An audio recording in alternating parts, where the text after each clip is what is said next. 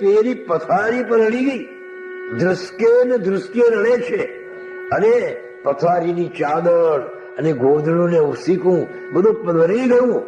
જો 8 વર્ષનો છોકરો છે. હા, એવી બધી આનામાં ભક્તિ અને ભાવ જાગી ગયા. દૈવી પ્રાર્થના સુણી ભગવાન દત્તાત્રેય પ્રસન્ન થયા. સ્વામી મહારાજ પ્રસન્ન થયા અને સ્વપ્ન જેવું થયું. પ્રકાશના વર્તુલ વિશે એક દિવ્ય સ્વરૂપ દિવ્ય તેજથી ઝગમગે પ્રગટ થયું અનુપ. એક પ્રકાશનું કુંડાળું દેખાયું, તેજનું વર્તુળ. એ વર્તુળમાં એક તેજસ્વી પુરુષ, કોઈ દિવ્ય પુરુષ એમને દેખાયો. મુખ પર મધુરું હાસ્ય ને દયા વરસતો ને. પેલા જે દર્શન થયા એના મુખ ઉપર મધુર હાસ્ય હતું. એની આંખમાંથી દયા નું ઝરણ વહી રહ્યા છે. કૃપા દ્રષ્ટિથી ભાળતા બોલ્યા મધુરાવે. પેલી તેજના વર્તુળમાં પ્રગટ થયેલી મૂર્તિ બહુ મધુર અવાજથી બોલી, પોથી વાંચતું બાળ હે, પોથી વાંચતું એમ, પોથી વાંચતું ફરી ફરી બોલ્યા ત્રિવાર તેમ.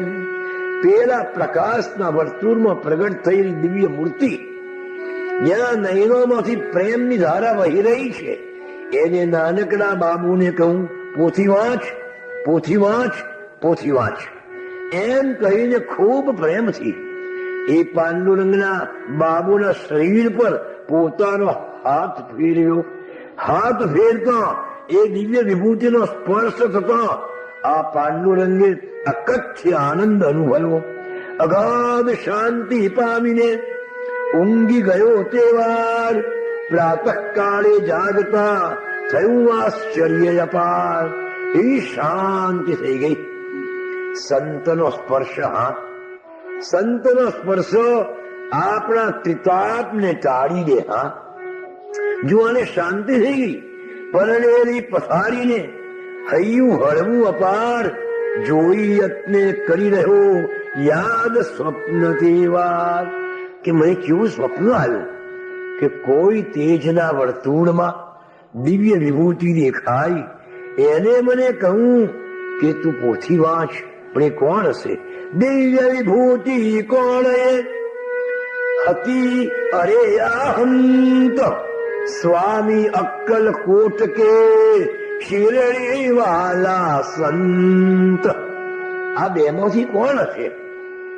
નાનકડો બાબુ હજુ નક્કી કરી શકતો નથી. કાં તો અક્કલકોટના સ્વામી હોય કે કાં તો શિરડી વાલા સાંઈ બાબા, પણ બેમાંથી એક સંત હોવા જોઈએ. સ્વામી અક્કા ગયું બધું વિસરાય, પણ યાદ રહી એક વાત. પોથી વાંચજે સ્વપ્ન કયું હતું સાક્ષાત. 8 વર્ષનો બાળક. જો ભગવાનની અહીંયા પણ કેવી દત્ત ભગવાનની દયા છે કે 8 વર્ષના બાળકને પોથી વાંચવાથી શો ફાયદો થાય? હજુ એની સમજણ પોથીને સમજવા જેવી નથી, એટલે માત્ર એને બધું જ ભૂલી ગયો.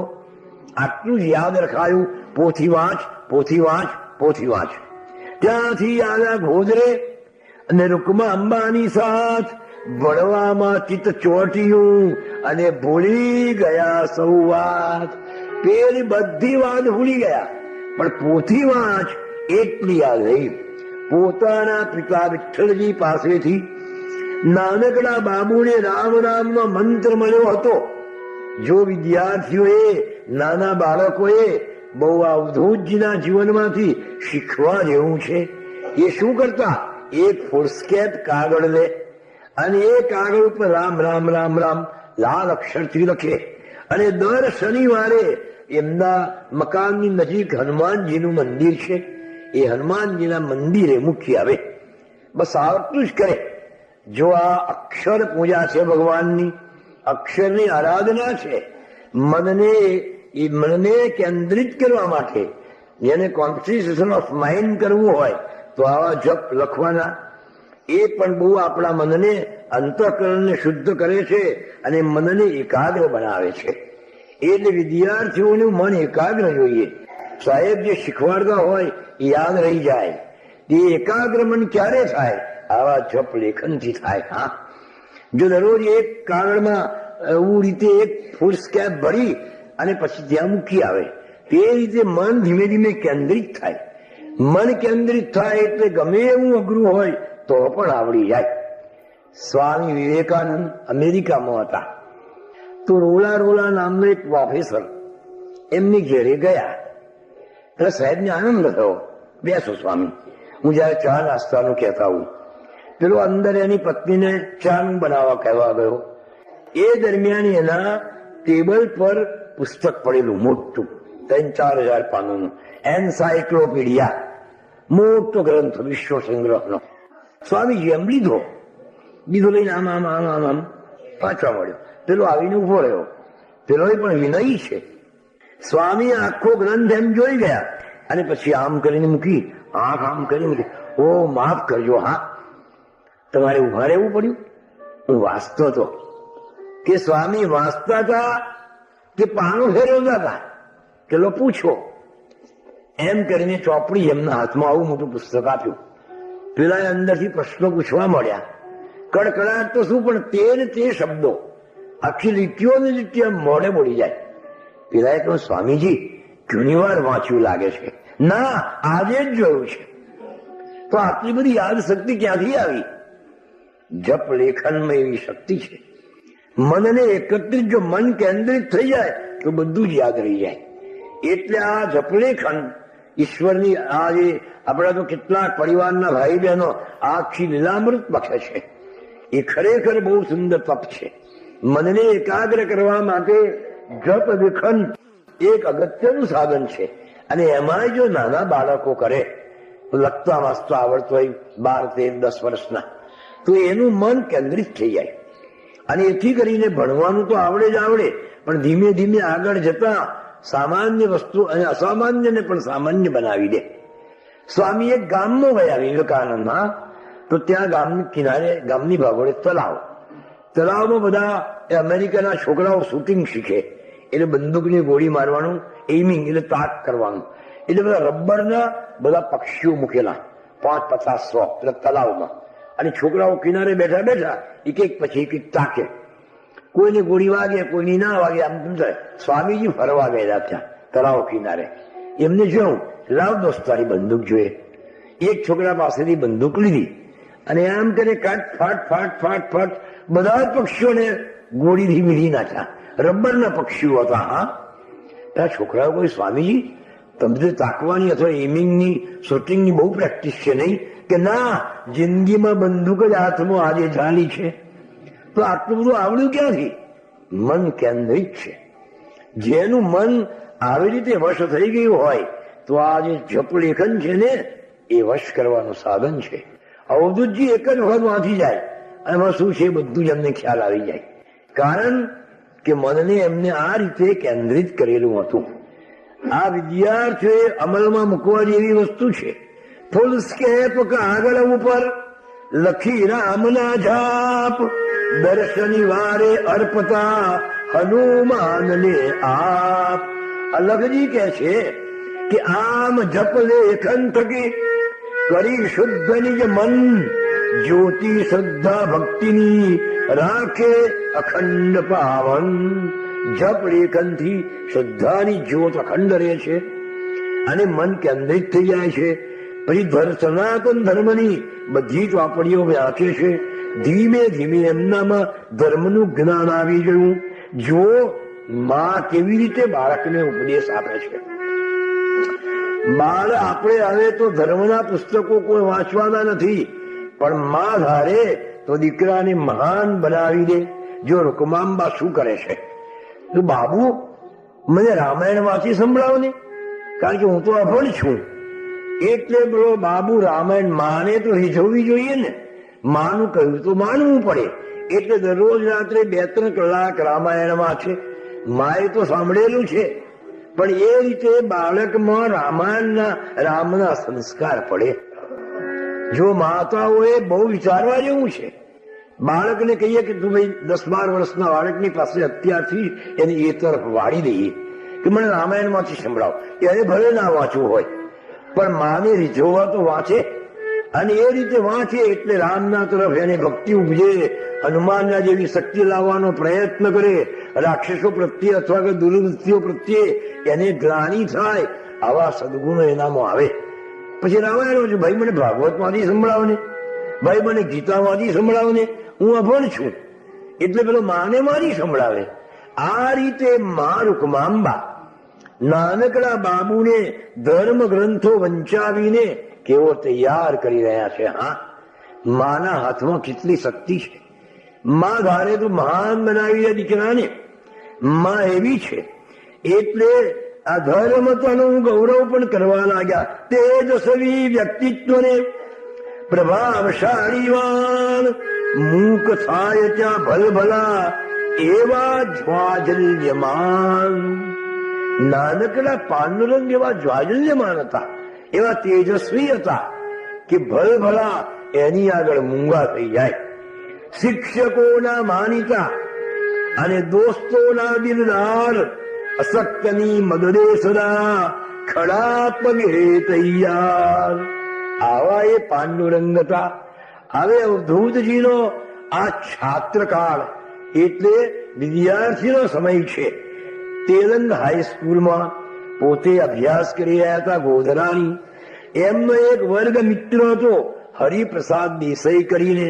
બિચારો બહુ જ બીકણ બ્રાહ્મણનો છોકરો, એટલે કેટલાક પૈસાદારના છોકરાએ એને બહુ સતાવવા માંડ્યું.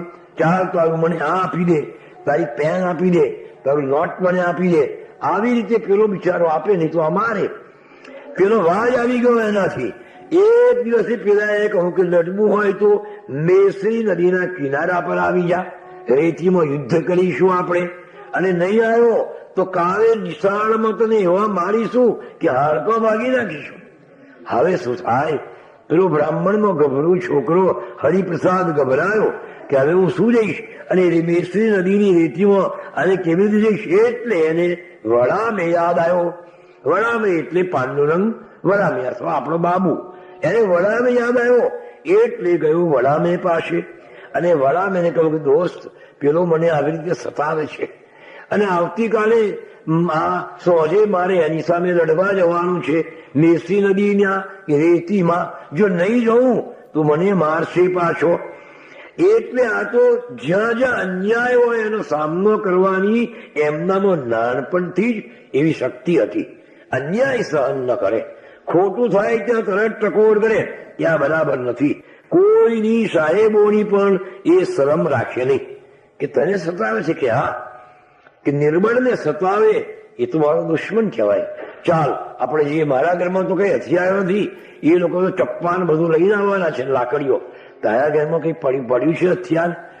એટલે ખોરી કાઢને હોય તો પેલા હરિપ્રસાદે ઘરમાં ખોર્યું તો લાકડાનું એક ઠૂંઠું તલવાર જેવું પડ્યું હતું કે આ છે કે ચાલશે.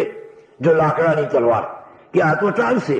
પાનનું રંગે લીધું તલવાર કાષ્ટની લઈને પેલા બીજે દિવસે સાંજે પેલા રેતી મેસરી નદીના ભાટામાં યુદ્ધ કરવા માટે ગયા. પેલાઓ 10-12 જણ હતા, આ માત્ર 2 જ જણ હતા. પેલાઓ પાસે જાત જાતનો હથિયારો હતા. આમના એક પાંડુરંગની પાસે જ પેલું લાકડાનું વાંકું તલવાર જેવું છૂટું હતું. એ જ વ્યૂહ રચીને ઉભા હતા. 2 જણાને જોઈને દુશ્મનો તેવાર મારો મારો બોલતા તૂટી પડ્યા તેવાર. ત્યાં તો પાંડુરંગા કરીને ફેંકીને પડકાર, ખબરદાર જો આના તો મરી જશું આ વાર. આવી એક ઊંચા સ્વાદે બોલ્યા. એમ કહીને વીજતા કાષ્ટ તણી તલવાર ઘુમવા લાગ્યા સુભટસમ યુદ્ધ ક્ષેત્ર મોજાર. ઘૂમતા ઘૂમતા બોલતા ભાગો અહીંથી જટ, નહીં તો એક કે એકને કાપી નાખીશ પટ. એ જોડે કે સાચી તલવાર છે, કાપી નાખીશ એક કે એકને. હા નાહો નહીં તો.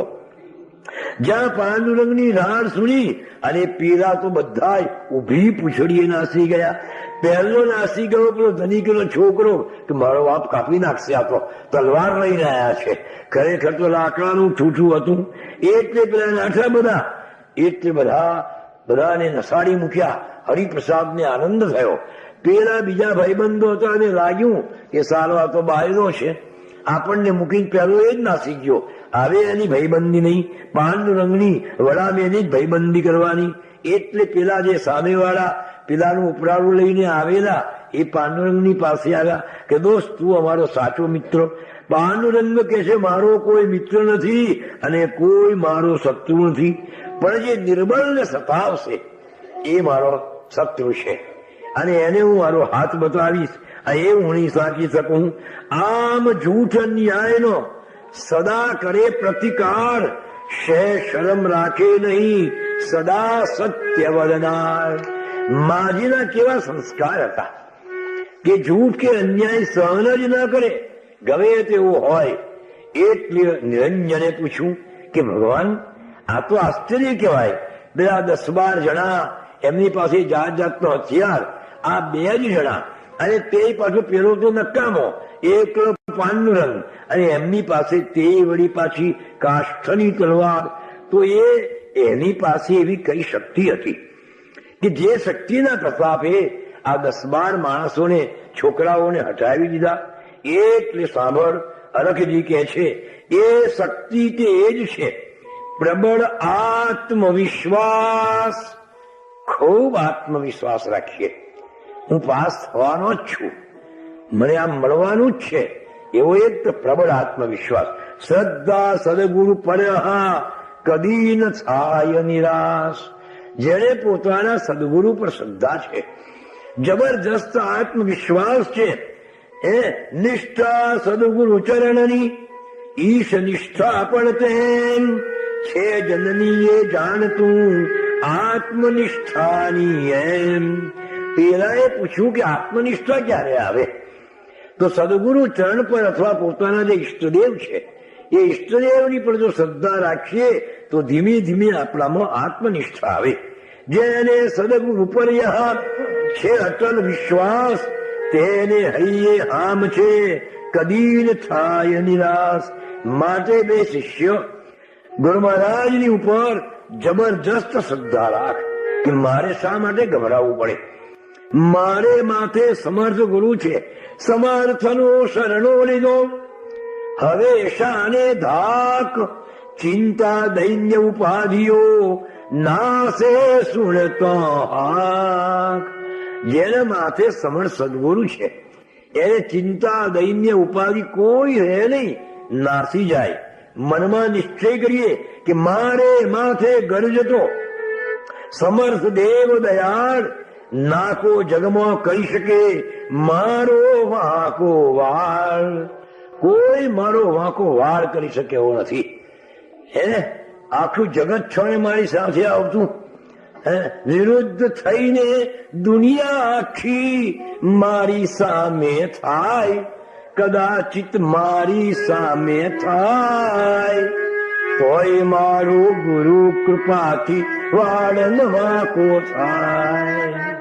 હું નથી અનાથ મિત્રો, નથી હું અનાથ, મારે માથે ગાજી રહ્યો છે સમર્થ સદગુરુના.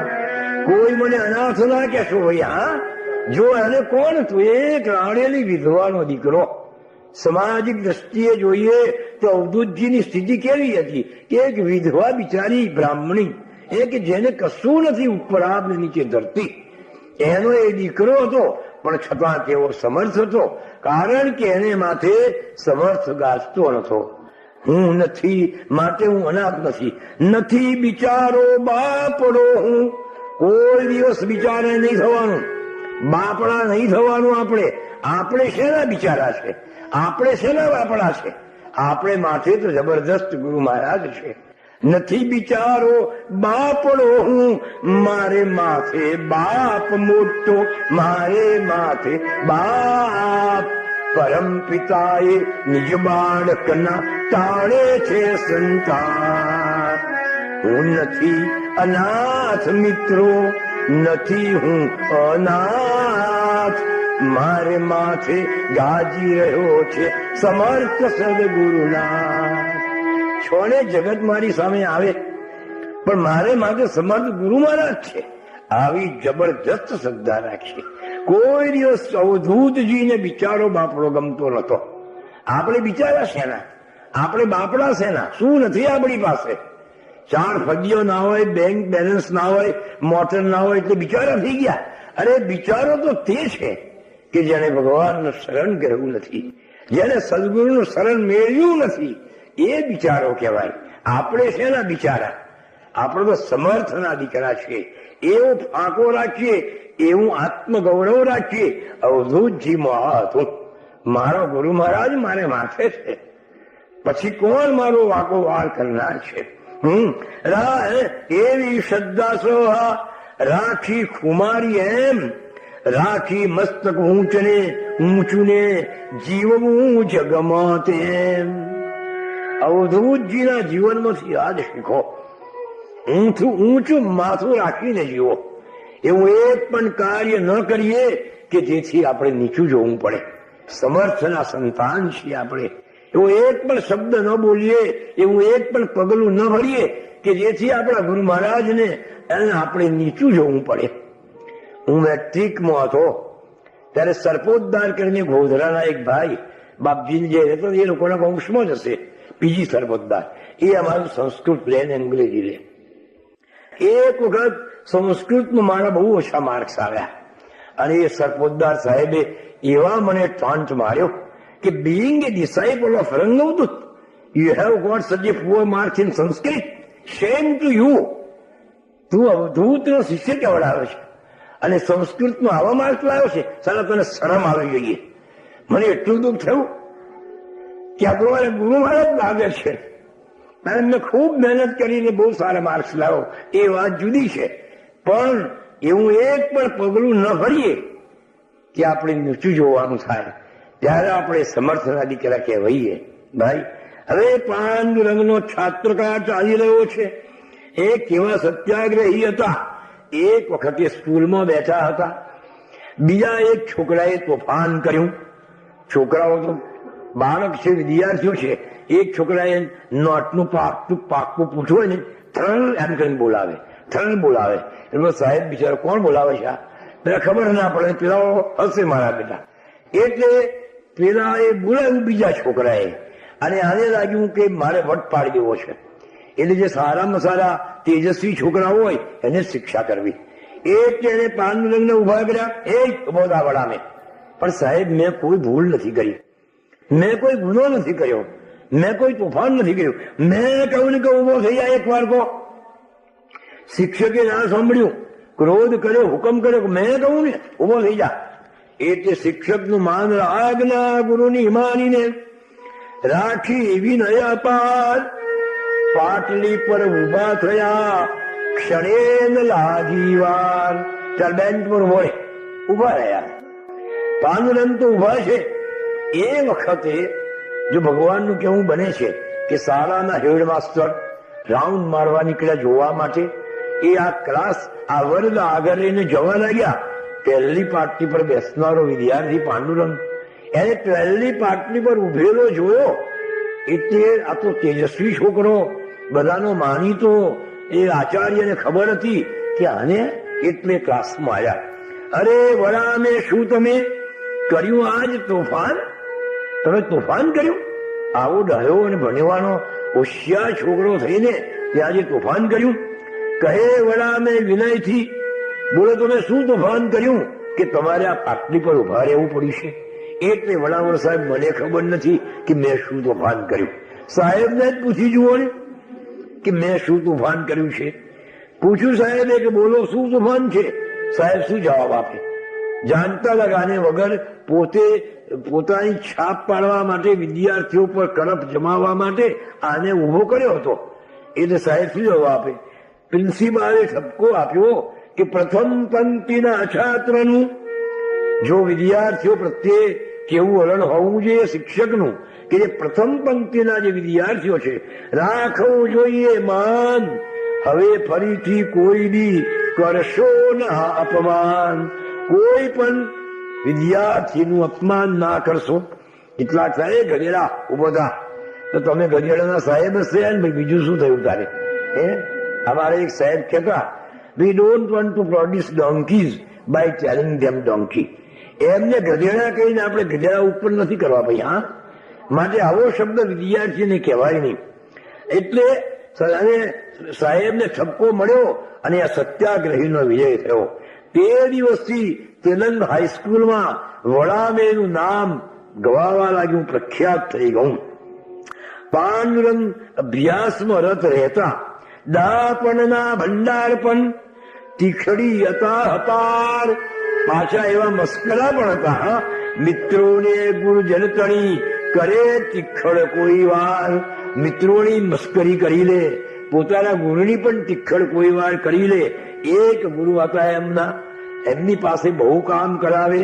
શાકભાજી, દૂધ, દહીં અને કોલસા લેવા કાજ શિષ્યોની નીત મોકલે અને છાત્રો આવ્યા જ. દરરોજ કહીને જ્યાં દૂધ લઈ જાય, જ્યાં શાક લઈ જાય, જ્યાં કોલસા લઈ જાય. બિચારા છોકરાઓ અને વિદ્યાર્થીઓ કંટાળી ગયા. એમાં પાંડુરંગ તો આજ્ઞાંકિત અપાર, તેથી એમને સોંપતા કામો વારંવાર. આ ડાયો બિચારો વિધવાનો, ગરીબ બ્રાહ્મણનો વિધવાનો છોકરો, એટલે સાહેબને ના કેમ કહેવાય? એટલે બધું કામ એનું કરે. શાકભાજી દૂધ બનાવતા પાંડુરંગની તો એમ, તે ઉપરાંત વિધ બીજો કામો કરતા તેમ. પોતાના ગુરુ માનીને એની સેવા કરે, પણ જેમ જેમ વધારે સેવા કરતા ગયા તેમ તેમ વધારે કામો સોંપતા ગયા. વાંચતા હોય, ખરેખર ધ્યાનમાં હોય, અને એ વખત સાહેબ બૂમ પડે, જ્યાં જ્યાં દહીં લઈ આવજે, અને પાછું એને મોકલે. એટલે પાંડુરંગે વિચાર કર્યો કે આપણે ગુરુજી માનીને કરીએ એમનો કામ, આ તો નોકર ધારીને સોંપે કામ તમામ. આપણે ગુરુ માનીને કામ કરીએ છીએ, ત્યારે આપણને નોકર ધારીને કામ સોંપે છે. ગરજુને માટે આનો કઈ કહા, કરવો પડે ઉપાય. ગરજુને ડફણો વિના ભાન કદી ના થાય. નાનકડા પાંડુરંગે વિચાર કર્યો, આનો કઈક ઉપાય કરવો પડે ભાઈ, આ કેમ ચાલે? એક દિવસ ગણિતનો પિરિયડ ચાલે, પેલા સાહેબ ગણિત ભણાવે. પાંડુરંગ ધ્યાનથી ભણતા હોય ત્યાં તો પેલા સાહેબે બોલાવવા મોકલ્યું કે જ્યાં સાહેબ બોલાવે છે. પાંડુરંગને ભણવાનું છોડવું પડ્યું. એ આ બધું ગણિતનું ચાલતું હતું, અને આ કેમ કહેવાય? એટલે પાંડુરંગ ગયા. એટલે સાહેબે કહ્યું, જો આ 1 રૂપિયો લે, અને 2 પૈસે શેર શહેરમાં ગોધરામાં 2 પૈસે શેર રીંગણા મળે છે, તો 2 પૈસાનો 1 શેર રીંગણા લઈ અને મારે ઘેર આપી આવજે. અને 15.5 આના બરાબર ગણી જોજે, ઓછો પૈસો ના થાય. અને 15.5 આના પણ તું એમને ગુરુના પત્નીને પાછા આપી આવજે. પાંડુરંગ કે સાલ ભણવાનું ખરું બગડ્યું, એવા ધ્યાનથી કઈ વાંધો નહીં, આજે કઈ ઘાટ કરવો પડશે. પાંડુરંગ ચાલ્યા રીંગણ લેવામાં, વિચાર્યું મનમાં કે આજે ઘડવો ઘાટ, આજે કઈ ઘાટ ઘડવો પડશે. એટલે શાકવાળાની દુકાને ગયા અને કહું કે જો ભાઈ તારી પાસે ના હોય તો આખા બજારમાં ફરીને કેમ શેર છે રીંગણો? તો કે 2 પૈસે શેર. તો કે 15 આનાનો જેટલો આવે એટલો, પણ કોઈનો વાસી સળેલો એવો જ લાવવાનો, સારો રીંગણો જોઈએ. કેમ? અરે ભાઈ દવા કરવાની છે અમારે કોઈના રીંગણાની, એટલે જરૂર છે. એમ તો હા, એ 1.5 પૈસે શેર આપીશ, 1.5 પૈસે જેટલો માં એટલો આવો. આખી ગુણ રીંગણાની 15 આમાનો ભરી ગઈ, સડેલો વાસી નાખી દેવાનો. અને એક આનો તમારો મજૂરીનો પણ લઈ લો, કે મારા માથા પર મૂકીને મજૂરી થી આવે ને, એટલે એક આનો મજૂરીનો એ પણ આપી દીધો. એમ કરીને રૂપિયો પૂરો કરી નાખ્યો.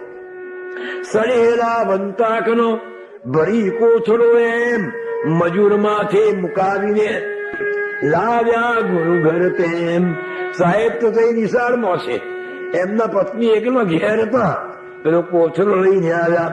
આખો કોથળો જોઈને ગુરુના પત્ની ત્યાં પૂછે એકદમ વિસ્મયે, આ શું લાવ્યા? શું લાવ્યા? પાંડુરંગ કહે, રાખી લો, કોથળો તમ આવાસ સાહેબે છે મોકલ્યો તમારે કાજે ખાસ. સાહેબે તમારે માટે ખાસ મોકલ્યા છે, એટલે આમ હું લઈને આવ્યો, મૂકી દો. પેલા કઈ બોલવા જાય ત્યાં તો નાક પર આંગળી મૂકી, ચૂપ બોલશો ના, આ લઈ લો. અને પછી ચાલ્યા આવ્યા. પછી તો પેલા સાહેબ ને મળ્યા જ ના. અને વડાને એક દિવસ, ત્યારબાદ થોડા દિવસ ગયા પછી પેલા શિક્ષક એને મળી ગયા રસ્તામાં.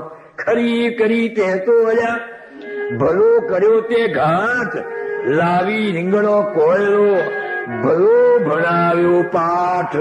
તે મને ખરો પાઠ ભણાવ્યો. ખેલ દિલી શિક્ષક હતા. શિક્ષક પણ એવા હતા, હા, ભલે થોડા ધક્કા ખાવા પણ ખેલ દિલી હતા. તુર્ત કર્યો નિર્ધાર, હવે ચીકો છાત્રને સાપું કામ લગાર. હવે કોઈને કામ નહીં સાપું. આવા અવધૂતજી પોતાના વિદ્યાર્થી કાળમાં નવી નવી જુદી જુદી લીલાઓ કરી રહ્યા હતા. આમ છાત્રકાળ ચાલતો હતો, પણ સાથે સાથે પોતાની આધ્યાત્મિક પ્રગતિ પણ, એટલે રામ નામના છપ એ પણ ચાલુ જ હતા. કોઈ વાર તો ધ્યાનમાં બેસી જાય. એવી રીતે અવધૂતજીની અમૃત લીલાઓ વર્ણવી રહ્યા છે. અને ગાનમાં આવ્યા અને તમને તનને મને ગુરુ ગાનમાં લીન થઈ ગયા છે. ચરમ સીમા આનંદની મુખથી વર્ણી ન જાય, તેથી તો ગાનારને મૂક સમાધિ થાય. પેલા લખજી સમાધિમાં આવી ગયા.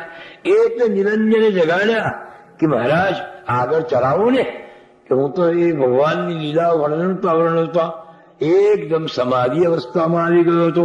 સારું થયું તે જગાડ્યો. તે આગળ કહું તું સુણ્ય રે. એક દિવસે આમ મામા પાંડુરંગના મોગે છે ઉપનામ. પાંડુરંગના મામા મોગે એક દિવસે ગોધરા